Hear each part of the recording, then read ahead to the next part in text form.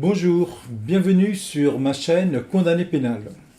Aujourd'hui, nous allons parler du placement sous surveillance électronique, plus connu dans le public sous le nom de bracelet électronique, et puis certains même l'appellent la prison à domicile. Mais ce n'est quand même pas tout à fait cela. Alors, pourquoi parler de cet aménagement de peine? Parce qu'il a le vent en poupe. L'administration pénitentiaire le préfère parce que tout simplement, ça coûte beaucoup moins cher à une personne placée sous surveillance électronique qu'une personne en prison.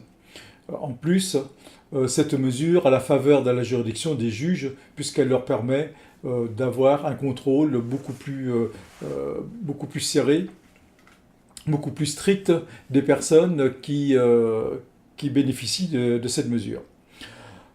Alors, c'est la raison pour laquelle, d'ailleurs, sur 36 000 aménagements de peine en 2014, à peu près entre 10 et 11 000 concernent les placements sous surveillance électronique. Alors, pourquoi le juge d'application des peines accorde-t-il un placement sous surveillance électronique ou bracelet électronique? Il accorde selon des raisons légales d'ailleurs, puisque cet aménagement de peine permet donc l'insertion professionnelle des personnes placées sous main de justice, favorise également leur insertion sociale et permet, dans une plus grande mesure que la prison, le maintien des liens familiaux. Alors, ces trois points étant des facteurs de prévention de la récidive. Alors, nous allons détailler ces trois points. Alors, en ce qui concerne l'insertion professionnelle, concerne le travail que vous avez chez un employeur dans une entreprise. Ça concerne également les formations qualifiantes. Vous passez un CAP, par exemple. Cela concerne également la scolarité pour les jeunes majeurs ou alors pour les personnes qui ont leur bac, leur inscription dans les universités. Alors, en ce qui concerne les liens familiaux, cela s'entend bien, hein, une personne qui vit chez elle, en contact avec ses enfants et avec sa femme ou avec le reste de la famille, effectivement, ça permet davantage les liens familiaux. Ça permet au père, entre autres, de s'occuper de ses enfants matériellement et aussi de contribuer à leur éducation. Et puis également de soulager aussi la femme qui n'a pas à prendre en charge toutes les responsabilités du ménage lorsque le mari, lui, il est incarcéré. Et en ce qui concerne l'insertion sociale, eh bien, c'est tout ce qui est dans vie sociale, vie culturelle, vie sportive, vie cultuelle aussi, et puis également toutes les obligations que l'on a lorsqu'on vit en société. Alors nous allons détailler tout ça parce que toutes ces obligations-là ne sont nullement incompatibles avec les obligations de la mesure du placement sous surveillance électronique, mais doivent se compléter. Et d'ailleurs, c'est les obligations de la mesure de placement sous surveillance électronique doit tenir compte des obligations de la vie de tous les jours. Alors, en ce qui concerne le travail, lorsque le juge d'application des peines accorde le placement sous surveillance électronique, il prévoit bien entendu le temps de travail ainsi que le temps de trajet. Mais certains peuvent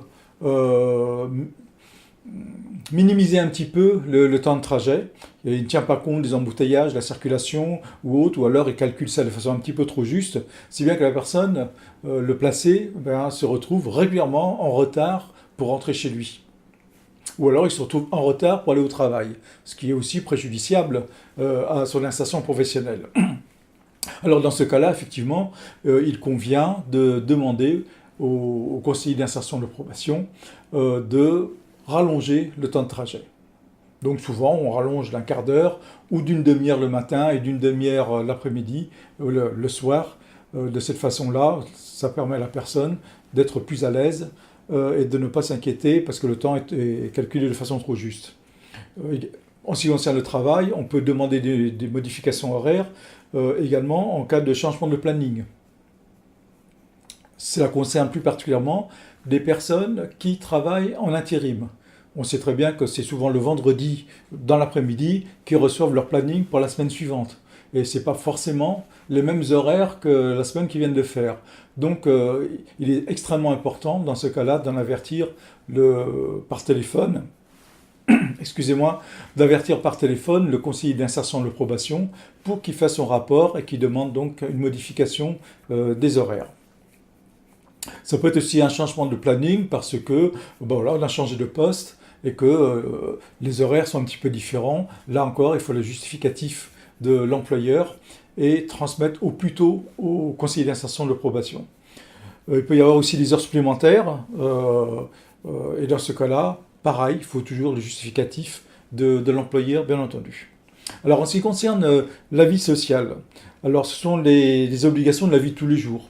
C'est par exemple des rendez-vous chez le dentiste, des rendez-vous à la banque, des rendez-vous au pôle d'emploi si on a un placement sous surveillance électronique, recherche d'emploi, des rendez-vous avec les services sociaux, hein, des rendez-vous avec la préfecture, voilà, avec toutes sortes d'organismes.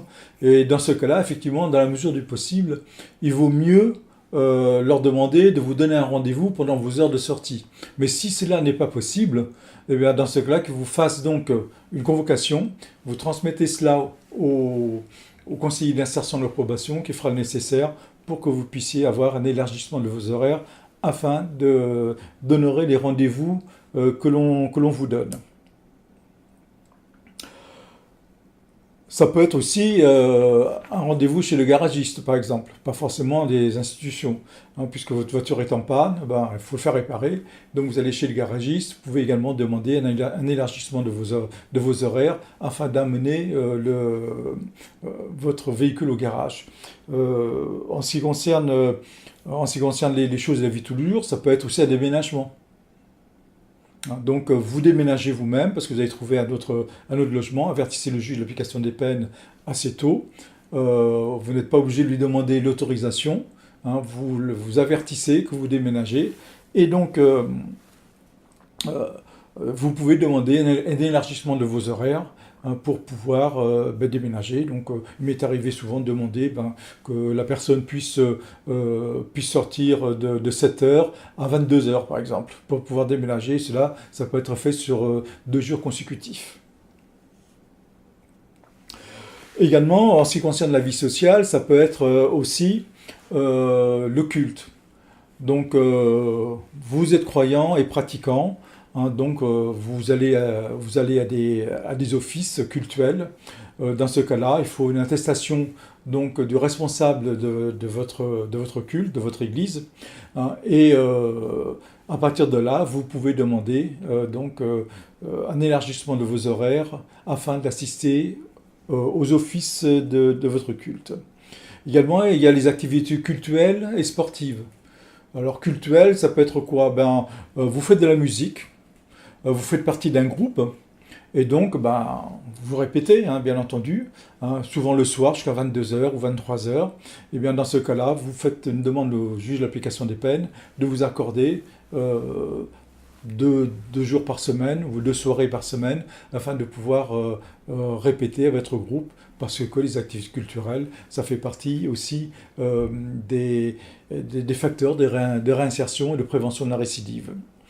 Ça peut être également les activités sportives. Vous faites partie d'une équipe de foot, d'une équipe de handball ou de volleyball. Et donc, pareil, hein, vous pouvez demander au juge d'application des peines de vous permettre d'avoir des sorties supplémentaires afin de participer aux entraînements ou aux matchs de championnat. Mais dans ce cas-là, il faudra également donner la preuve que vous êtes licencié, que vous avez payé votre licence. Donc il n'est pas question, bien entendu, en tout cas certains juges le refusent, que vous fassiez partie des équipes, faites plein d'activités, tout cela dans le seul et unique but de pouvoir sortir plus souvent. Hein. Donc ça peut marcher un moment, mais ça ne va pas marcher longtemps. Voilà un petit peu en ce qui concerne tout ce qui est vie sociale. En ce qui concerne les maintiens des liens familiaux. Alors, le maintien des liens familiaux, ça peut être des sorties familiales. Moi, j'ai vu un cas, par exemple, où le juge d'application des peines avait accordé à des personnes d'aller au restaurant tous les lundis soirs jusqu'à 22 heures, parce que c'est une habitude familiale, hein, une sortie avec les enfants, et c'est une occasion bien de passer du temps avec les enfants, avec toute la famille, cela contribuait aussi à la cohésion de la famille, et le juge d'application des peines avait accordé que tous les lundis, cette personne-là puisse sortir. Vous voyez, donc ça peut être très, très, très varié, ça dépend du cas de chacun. Le mieux, c'est d'en parler avec votre conseiller d'insertion de probation, et puis d'en faire la demande. Voilà, si c'est accepté, c'est accepté, si c'est refusé, bien c'est refusé. Mais tout peut être possible. Également, ça peut être des sorties familiales autres qu'au restaurant, ça va être des promenades avec des enfants, par exemple le dimanche. Parce que si vous êtes assigné à résidence en dehors de vos heures de travail, vos enfants et votre femme, eux, ils ne sont pas condamnés. Donc ce serait dommage qu'eux puissent aller se promener, vous devez rester à la maison. Donc le but, c'est de favoriser euh, le, c'est de favoriser les activités familiales, et donc vous demandez au juge de l'application des peines de vous autoriser à sortir avec vos enfants, surtout quand il fait beau. Mais ici, c'est vrai qu'à La Réunion, il fait pratiquement toujours beau et chaud, ce qui n'est pas le cas en métropole. Ça peut être aussi, encore une fois, une sortie au restaurant avec des enfants. Hein, aller au McDo parce ils aiment bien ça, aller dans les fast-food, et donc les parents les accompagnent, ou simplement aller au cinéma parce que voilà, c'est un film qui est sorti, que les enfants ils ont envie d'aller voir ce film-là, parce que ils vont pas le voir, tous leurs camarades le voient, donc c'est bien que les parents puissent les accompagner. Ça peut être aussi une raison pour demander au juge de pouvoir sortir avec des enfants au cinéma, mais il ne faut pas non plus que ça se renouvelle tous les jours, bien entendu. Alors, que puis-je dire encore? Ah oui, en cas d'hospitalisation d'un enfant, par exemple. Euh, ben, si c'est quelque chose qui est prévu, faites la demande longtemps à l'avance. Si c'est consécutif à un accident, parce qu'il s'est fracturé le bras ou la jambe, et que vous devez l'amener d'urgence à l'hôpital, eh bien, essayez d'avertir dans la mesure du possible votre conseiller d'insertion de probation. Si ce n'est pas possible, si ça se fait un week-end, avertissez l'établissement. Si possible. Sinon, dès le lundi, passez-leur un coup de fil afin de les avertir, leur expliquer pourquoi il y a eu un incident. Également, si votre femme est enceinte et que voilà, il faut que vous la conduisiez rapidement à l'hôpital, là c'est pareil, hein. La priorité va bien entendu à la santé de vos enfants et de votre famille, et vous pouvez donc, c'est une raison suffisante pour ne pas respecter les heures de sortie, à la condition de le justifier bien entendu. Que dire encore? Oui, en ce qui concerne les événements familiaux également. Hein, vous pouvez demander donc d'avoir des sorties supplémentaires. Alors quel type d'événements familiaux? Eh bien ça peut être un mariage. Hein, mariage quelqu'un de la proche famille. Là aussi, il faudra le justifier.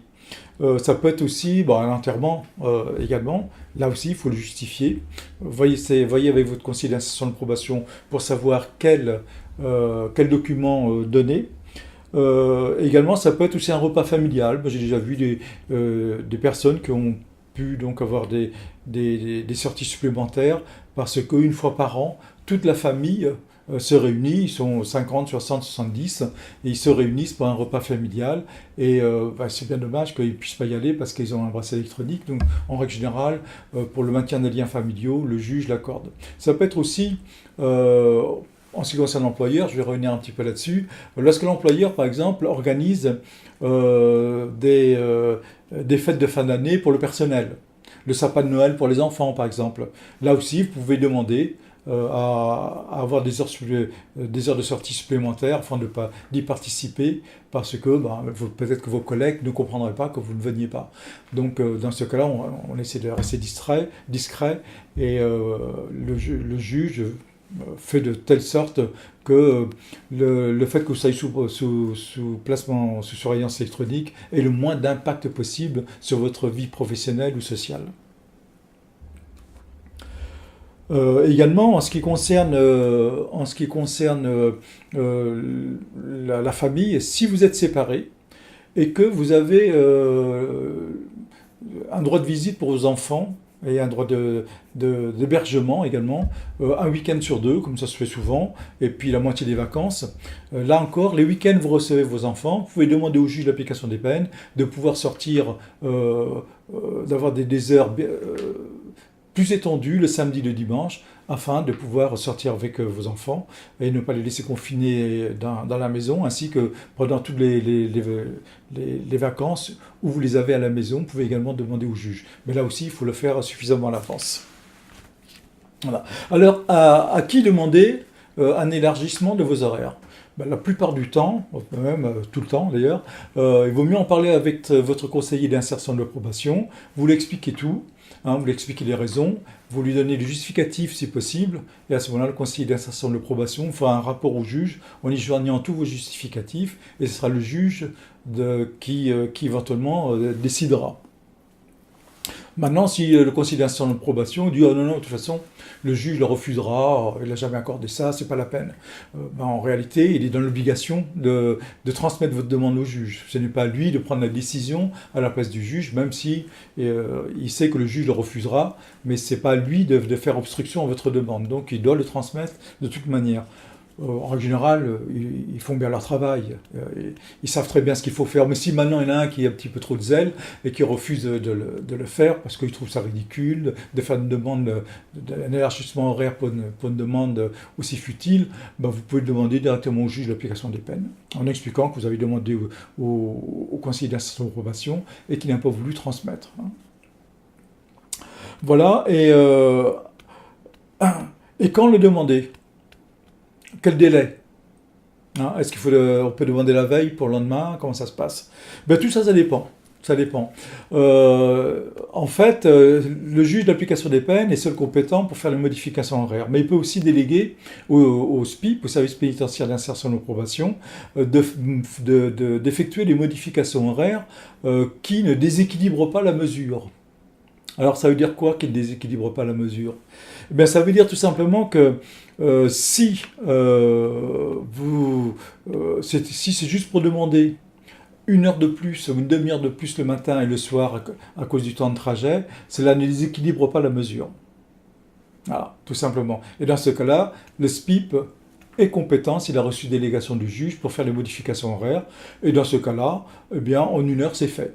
Vous donnez un coup de téléphone et le conseiller d'insertion de probation fait son rapport au directeur d'insertion qui, lui, va faire la modification horaire. Si c'est urgent, c'est fait dans l'heure. En ce qui concerne alors quelles sont les demandes de modification horaire qui déséquilibrent la mesure?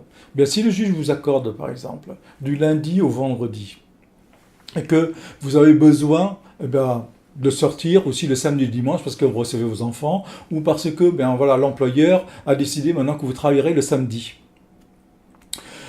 Effectivement, ça déséquilibre la mesure parce que ça fait des sorties supplémentaires. Et dans ce cas-là, c'est le juge de l'application des peines qui est compétent. Et quand c'est le juge de l'application des peines qui est compétent, il vaut mieux le demander, le prévoir et lui demander 3, 4, 5, sinon une semaine à l'avance. Ce sera beaucoup mieux, ça lui donnera le temps, il sera peut-être plus disposé aussi. S'il est pris un peu à la gorge, il ne va peut-être pas vous le donner tout de suite. Sauf des événements imprévisibles comme les décès par exemple. Mais les mariages, ça se prévoit.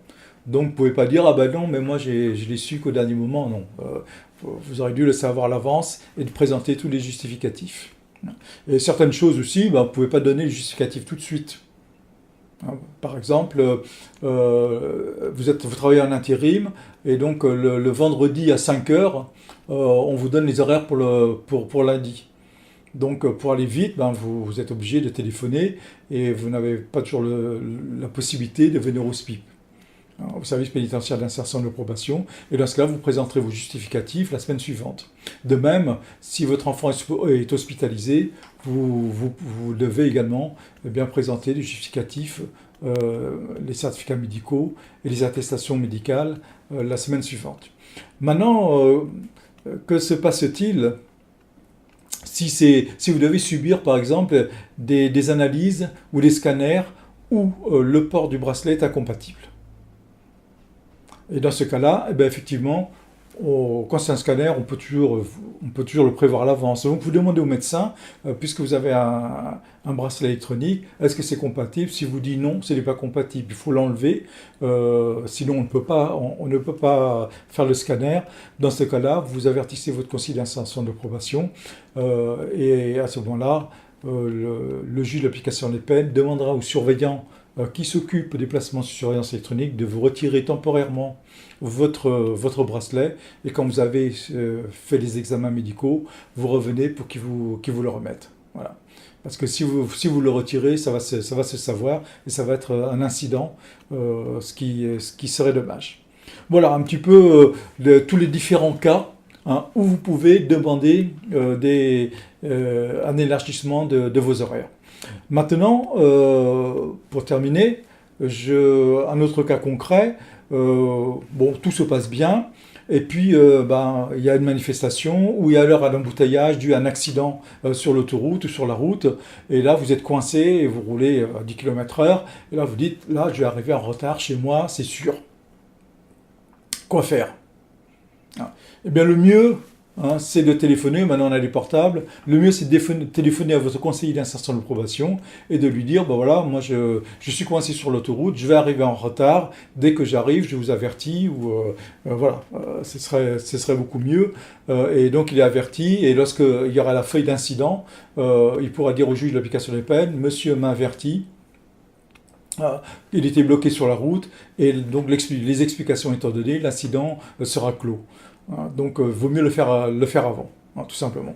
Alors donc, si vous avertissez à l'avance, voilà, je pense aussi que c'est bien, ça prouve votre bonne foi, ça évite que tout le monde s'affole pour rien, et puis en plus, ça permet aussi d'augmenter la confiance qu'on a en vous, sur le fait aussi que vous respectez les horaires.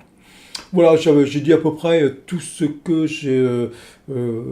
me passe par la tête à ce sujet. S'il y a des questions que vous voulez me poser, vous pouvez toujours me les poser donc, sur ma boîte mail maxjangada974@gmail.com, et je me ferai un plaisir de vous répondre, soit directement, soit dans le cadre d'une vidéo. Merci d'avoir visionné cette vidéo jusqu'au bout. Je vous souhaite une bonne journée et à bientôt. Au revoir.